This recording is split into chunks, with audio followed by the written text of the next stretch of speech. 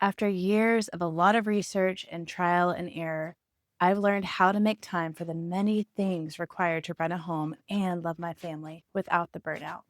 Today, I'm going to walk you through how you can do the same so that you can be free to embrace your role with joy while you're managing all the moving pieces. I am a very practical person and I love getting to the how to's. So please know that I'm going to get there because I want you to be able to walk away with something that's very valuable and practical that you can apply to your own home. But first, I want to talk about something that's foundational to it all.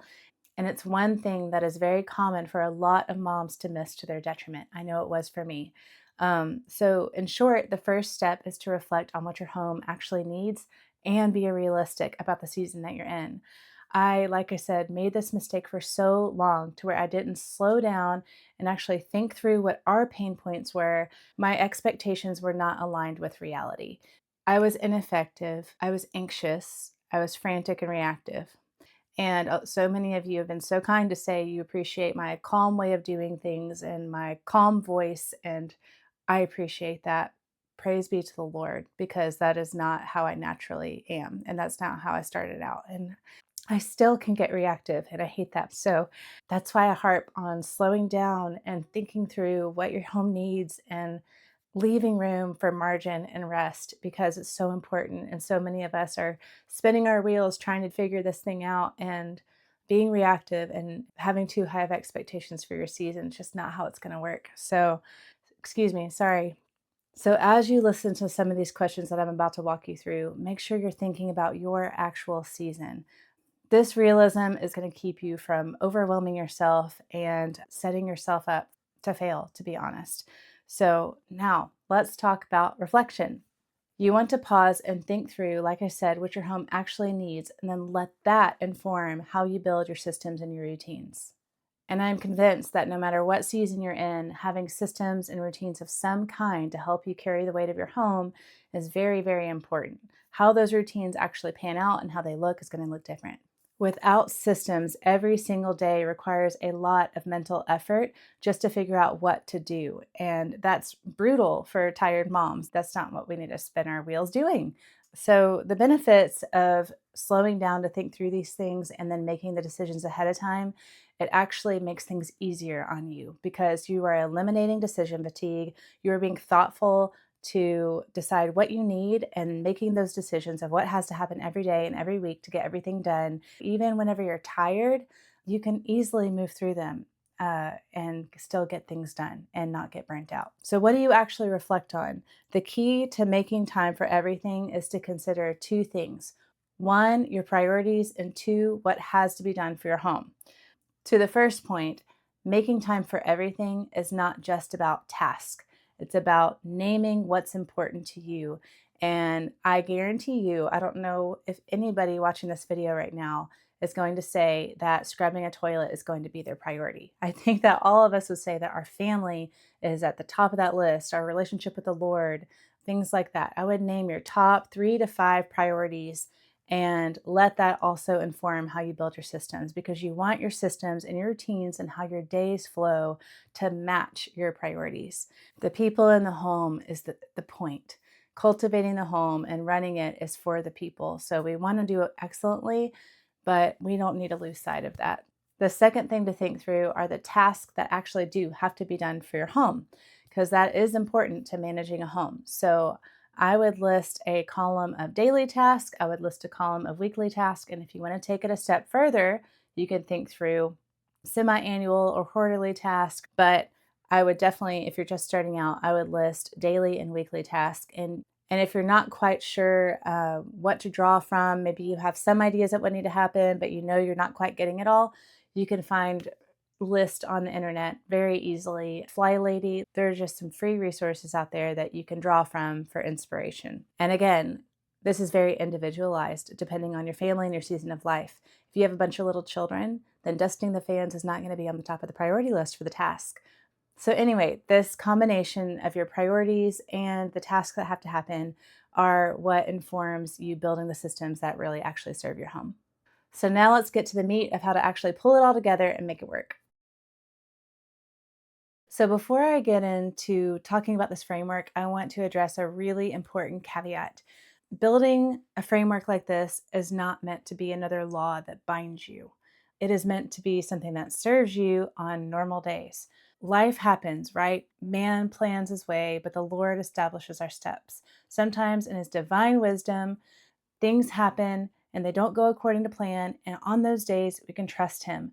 But whenever you build systems and routines and you think through this framework ahead of time, all that you're doing is being intentional and thoughtful about laying out what really needs to happen so that on normal days, you can fall back on that. And then if it doesn't go according to plan, you trust the Lord.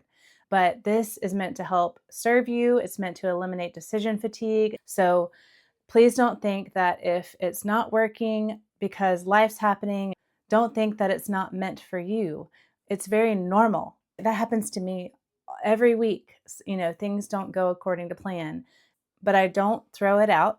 If something's genuinely a problem and I need to adjust course, that just means that my expectations and my plans weren't realistic with life. And so then I tweak the plan to make it fit with our life a little bit more. And that's just a normal part of it. So, anyway, again, this is meant to serve you and not be something that feels binding or rigid. So, anyway, let's go ahead and get into the next point. By the way, if you want to go deeper with this and you want a little bit more step by step guidance on how to build some of these routines and systems for your home, I created a free masterclass that will do just that. You can grab that down below. So, once you've actually thought through the needs of your home, it's time to bring it all together and build a framework that helps you manage it day to day.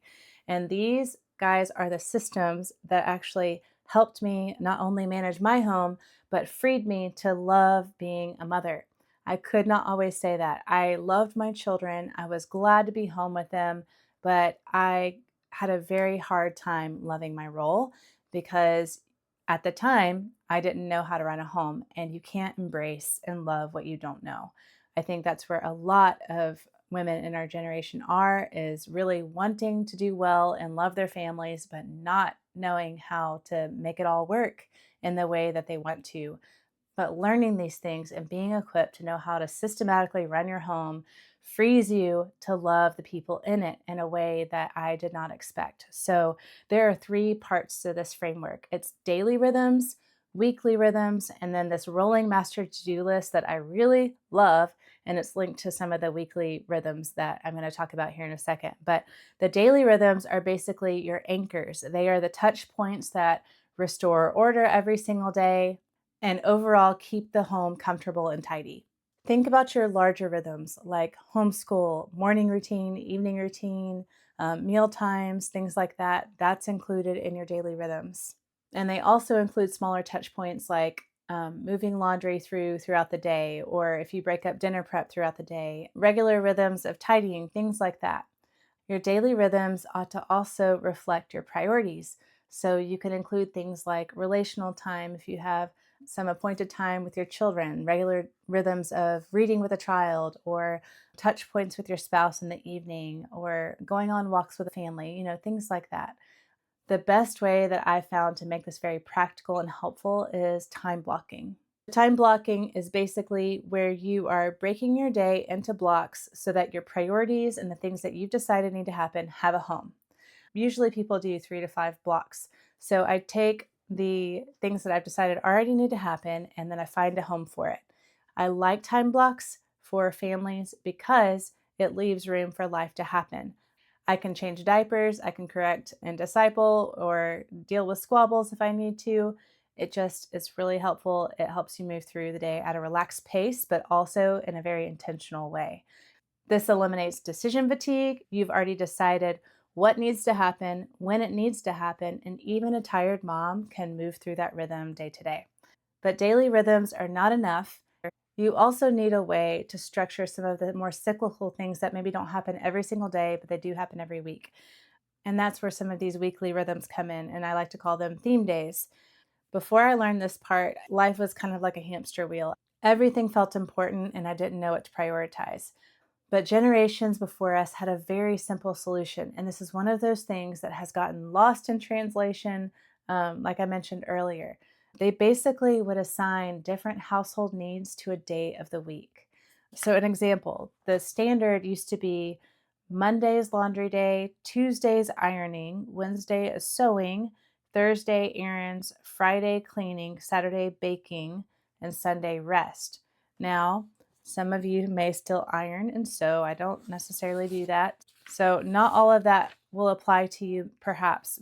But it worked because the home is cyclical. God made our world cyclical. The sun rises and the sun sets every single day. We wake up and we go through the day and we go to bed. So, when laundry piles up again on Monday, if you have a day set aside that you can tackle it, it just helps you do so without being frantic.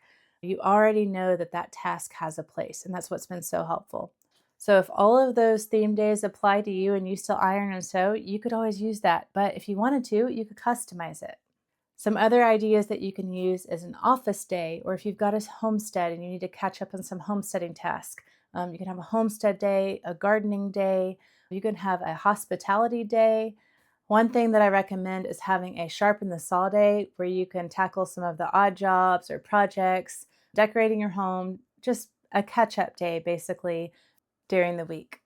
Think of weekly theme days as kind of like having autopilot. It provides some structure, but it also provides a lot of flexibility for life to happen. So if you get sick one week and you're not able to do your deep cleaning, you know that the next week it's just going to cycle back around and you don't have to play catch up necessarily unless you want to. You're free to just let the week keep moving forward and you can tackle it the next week. And once your daily and your weekly rhythms are set, here's the cherry on top. It's the system that keeps all the random to-dos that come in and out of your life every day from taking over. And that's having a rolling to-do list.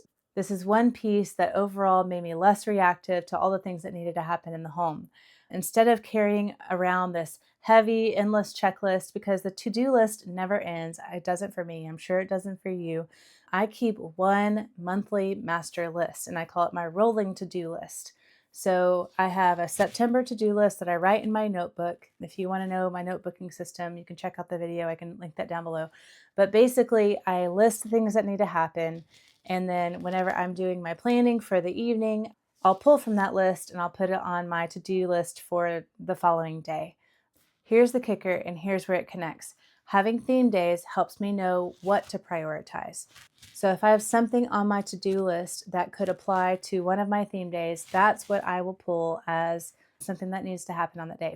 For example, Friday is the day that I run errands. And so Thursday night, looking at my master list and figuring out what are my priorities for Friday, I see that I need to take back some Amazon packages on there. I need to go to the UPS store. So I'll pull from my monthly master to-do list, I'll plug it into Friday, and I know that's one of the errands that I need to run on that day. It's very helpful. It keeps things categorized to where I'm not feeling like I have to tackle everything every day. And it helps me take care of the things that fall outside of the daily and weekly rhythms. And if something doesn't get done, it's not failure. It just rolls over to the next week and I will take care of it then. This mindset shift is what helps prevent burnout. You're no longer striving to finish some impossible list. You're just faithfully plodding forward a little at a time. Put those three things together, your daily rhythms, your weekly theme days, and your running master to-do list, and suddenly your home is running in a way that's working with you and not against you.